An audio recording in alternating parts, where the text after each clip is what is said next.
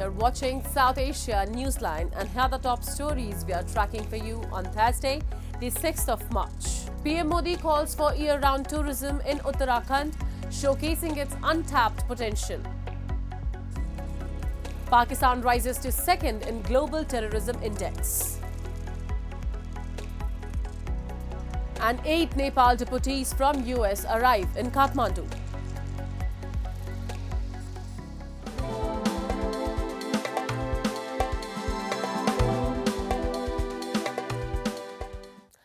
And now for all the details. Winter tourism was at the forefront as Prime Minister Narendra Modi visited Uttarakhand, highlighting the state's immense potential for year-round travel. Speaking at a public gathering, he outlined plans to extend tourism beyond peak seasons, develop border villages and enhance pilgrimage accessibility with major infrastructure projects. A report. Indian Prime Minister Narendra Modi, during his visit to Uttarakhand on Thursday, reiterated his vision of transforming the state into a year-round tourist destination.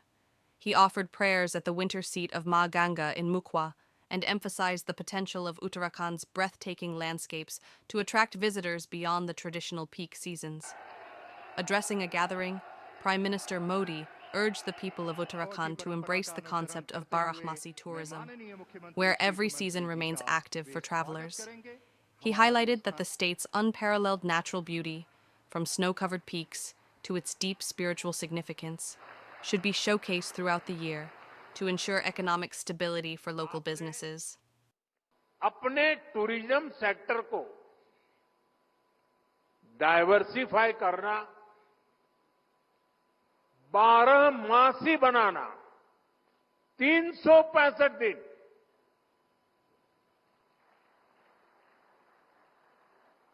ये उत्तराखंड के लिए बहुत जरूरी है। मैं चाहता हूं कि उत्तराखंड में कोई भी सीजन हो,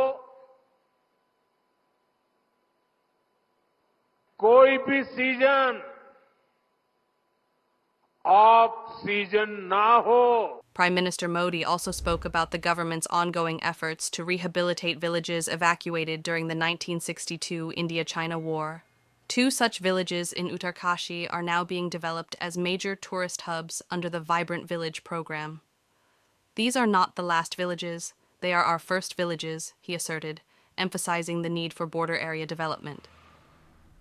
Praising the double-engine government of Uttarakhand, PM Modi highlighted key infrastructure projects, including the Kedarnath and Hemkund ropeway projects.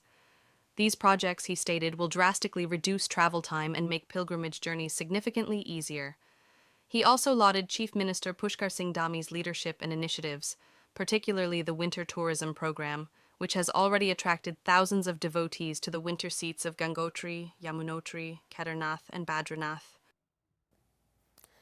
Indian Foreign Minister S. Jaishankar on Wednesday called for the unification of Jammu and Kashmir, stating that the conflict in the region will be resolved once Pakistan returns the stolen part of the territory. Speaking at a session at Chatham House in London, Jaishankar responded to a query by a Pakistani author on Kashmir and said that the Indian government has made significant strides in restoring stability, economic growth and democratic participation in Jammu and Kashmir. He underscored that the decision to abrogate Article 370, which granted special status to Jammu and Kashmir, was a crucial step towards fully integrating the region into India's constitutional framework and ensuring that the people of Kashmir benefit from the same rights and opportunities as citizens across India. Jaishankar asserted that India is now only waiting for the return of the stolen part of Kashmir, which is under illegal Pakistani occupation. When that's done, I assure you Kashmir is solved, Jaishankar added. On Kashmir, actually we have done, I think, a good job solving most of it. I think removing Article 370 was step number one. Then restoring growth and economic activity and social justice in Kashmir was step number 2.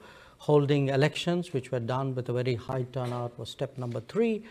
I think the part we are waiting for is the return of the stolen part of Kashmir, which is on the under illegal Pakistani occupation. When that's done, I assure you, Kashmir solved. Talking about China, the Indian Foreign Minister said that while India wants a stable relationship with Beijing, it must be a mutually respectful one, emphasizing that New Delhi's interests must be recognized. Jaishankar noted that for over 40 years, peace and tranquility along the border were considered essential for bilateral ties to flourish. However, he pointed out that China's actions along the line of actual control in 2020 disrupted this understanding. He acknowledged that progress has since been made in resolving urgent issues, including the disengagement of frontline troops in October 2024. High-level engagements, including a meeting between Prime Minister Narendra Modi and Chinese President Xi Jinping in Kazan, as well as discussions between Jaishankar and Foreign Minister Wang Yi, have contributed to improving diplomatic ties. Calling ties between New Delhi and Beijing unique, he acknowledged that while certain issues remain unresolved, India remains committed to a relationship built on mutual respect and recognition of each other's concerns. Pakistan has ranked as the second most terrorism-affected country in the world, according to the latest Global Terrorism Index, exposing Islamabad's failure to curb extremist violence. Terrorism-related deaths surged by 45% in 2024, reaching 1,081, the largest year-on-year increase in a decade. Terrorist attacks more than doubled from 517 in 2023 to 1,099 in 2024, crossing 1,000 incidents for the first time since the index inception. The GTI squarely links Pakistan's escalating crisis to the Taliban's return to power in Afghanistan, stating militant groups operating from Afghanistan have intensified their attacks, particularly along the Pakistan-Afghanistan border. The Tehreek-e-Taliban Pakistan remains the deadliest terror outfit, responsible for 52% of all terrorism-related deaths, followed by Baloch separatist groups like the Balochistan Liberation Army and Balochistan Liberation Front. In an attempt to control the situation, Pakistan has launched counter-terrorism initiatives such as Operation Azm-e-Ishtihkam, but the report suggests that these efforts have done little to curb extremist violence. With terrorism reaching unprecedented levels, Pakistan faces the consequences of its decades-long policy of nurturing and harboring terror outfits, policies that have now come back to haunt it. A new travel ban by President Donald Trump could bar people from Afghanistan and Pakistan from entering the US as early as next week, according to a report by news agency Reuters on Thursday. Trump issued an executive order on January 20th, requiring intensified security vetting for all foreigners seeking admission to the US to identify potential national security threats.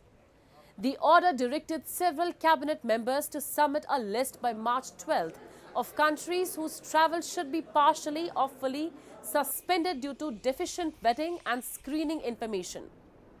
According to the report, citing sources, Afghanistan is expected to be included in the recommended list for a complete travel ban, while Pakistan is also likely to be added. The ban could affect tens of thousands of Afghans who have been cleared for resettlement in the US as refugees or through special immigrant visas, as they face the threat of the Taliban retribution for assisting the US during its 20-year war in Afghanistan. The move echoes Trump's first-term travel bans on travelers from 7 Muslim-majority nations, a policy that went through several legal battles before being upheld by the Supreme Court in 2018. Former President Joe Biden repealed the ban in 2021, calling it a stain on our national conscience. The Sri Lankan government on Wednesday urged India to take concrete steps to resolve the long-standing fishermen dispute between the two nations, emphasizing its adverse impact on northern Sri Lankan communities. Addressing Parliament, Sri Lanka's Minister for Transport, Highways, Ports and Civil Aviation, Bimal Ratnaike, called on both the Indian central government and the Tamil Nadu administration to prevent Indian fishermen from straying into Sri Lankan waters. Emphasizing that the livelihoods of northern Sri Lankan communities depend on fishing, Ratnaike urged India to ensure that their means of survival is not jeopardized. While acknowledging India's various forms of assistance to Sri Lanka, including support during the LTTE insurgency, he questioned the sincerity of past aid if India fails to address the ongoing fishing conflict. His remarks comes just weeks ahead of Indian Prime Minister Narendra Modi's anticipated visit to Sri Lanka. According to local media reports, Modi's fourth visit to Colombo is expected in the first week of April, during which he and Sri Lankan President Anurakumara Dissanayake are likely to discuss the fishing dispute along with other bilateral issues. Kathmandu witnessed the return of 8 Nepali nationals on Wednesday after being deported from the United States under President Donald Trump's executive order targeting illegal immigrants. The group arrived at Tribhuvan International Airport aboard a Gryphon Air Gulfstream chartered aircraft from Southern Hemisphere via Albania. This marks the first time Nepali deportees have been flown back on a chartered flight. Previously, 27 Nepalis had been expelled through regular international flights. According to Nepal Civil Aviation Authority, the deported individuals included those residing illegally and others accused of immigration violations. Following their arrival, Nepal Police's Human Trafficking Investigation Bureau interrogated the deportees regarding their journey. Superintendent of Police Narendra Kuwar confirmed that some had travelled to the US via Brazil, violating immigration laws. However, the deportees declined to file complaints against traffickers who facilitated their illegal entry.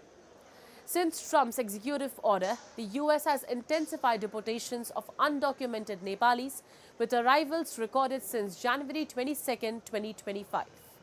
Authorities estimate that over 3,500 Nepalis face deportation orders, while 1,300 are at immediate risk. The crackdown aligns with broader US immigration policies targeting undocumented populations. More than 500 Buddhist monks from 12 different countries, including Nepal, Thailand, Myanmar and Sri Lanka, have gathered at the birthplace of Lord Buddha in Nepal's Lumbini for the international Tripitaka chanting ceremony that began on Wednesday. The 4-day event, organized by All Nepal Bhikkhu Federation, is dedicated to highlighting the region's spiritual significance and spreading the universal message of peace. Before the chanting commenced, a procession was also organized. It saw musical performances and featured a beautifully adorned Buddha statue and a Tripitaka making its way to the main venue. Tripitaka is a collection of knowledge and religion which Buddha preached continuously for 45 years. It is considered the main religious scripture of Buddhism.